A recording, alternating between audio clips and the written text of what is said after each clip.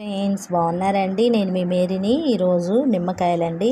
ఈ నిమ్మకాయలతో నిమ్మరసం చేసుకుంటే చాలా బాగుంటుంది. విటమిన్ సి ఎక్కువగా ఉంటుందండి. రోగనిరోధక శక్తిని మనకి పెంచుతుంది. అలాగే నిమ్మకాయని తీసుకోవటం చాలా మంచిది హెల్త్కి. అప్పుడప్పుడు చాలామంది ఈ నిమ్మకాయల్ని కట్ చేసుకొని దానిపైన ఉప్పు కారం వేసుకొని చల్లుకొని తింటూ ఉంటారండి. డైరెక్ట్గా తీసుకోవటం కన్నా జ్యూస్ లాగా లేకపోతే పులిహోర లాగా తీసుకోవటం మంచిది. మీకు కూడా నచ్చితే ఒక లైక్ చేయండి ఫ్రెండ్స్. అలాగే కోడిగుడ్లు కూరని వండుతున్నాను. ఈరోజు ఎగ్ కర్రీని చేశాను, చాలా బాగుంటుంది. ఈరోజు భోజనంలోనికి కూర ఇదేనండి. అలాగే పెరుగు కూడా ఉంది. ఇప్పుడు మా హస్బెండ్కి టేస్ట్ చేయమని చెప్తాను. ఏమండి, భోజనం పెట్టాను, తినండి.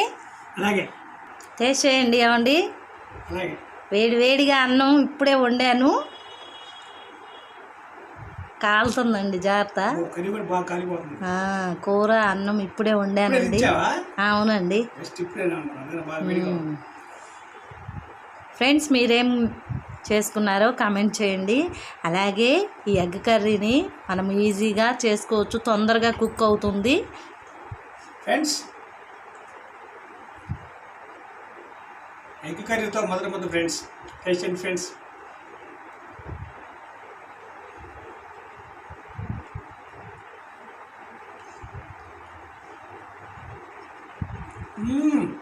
ఎలా ఉందండి? చాలా బాగా చేశాం మీరు. థ్యాంక్స్ అండి.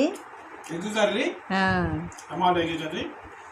ఫ్రెండ్స్, నిజంగా ముందు మనము నూనెలో ఉల్లిపాయలు పచ్చిమిర్చిని వేయించుకోవాలి. బాగా వేగిన తర్వాత కొంచెం అల్లం వెల్లుల్లి పేస్ట్ వేసి వేగనిచ్చి తర్వాత టమాటో ముక్కలు వేసుకొని ఉప్పు పసుపు వేసి మగ్గనివ్వాలి.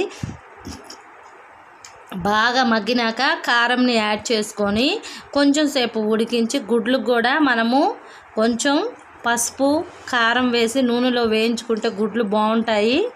ఈ విధంగా ఒకసారి ట్రై చేయండి ఫ్రెండ్స్, నచ్చుతుంది. అలాగే మన ఛానల్ నచ్చినట్లయితే ఒక లైక్ చేయండి, షేర్ చేయండి, సబ్స్క్రైబ్ చేయండి friends. Thank you to all. Thank you friends.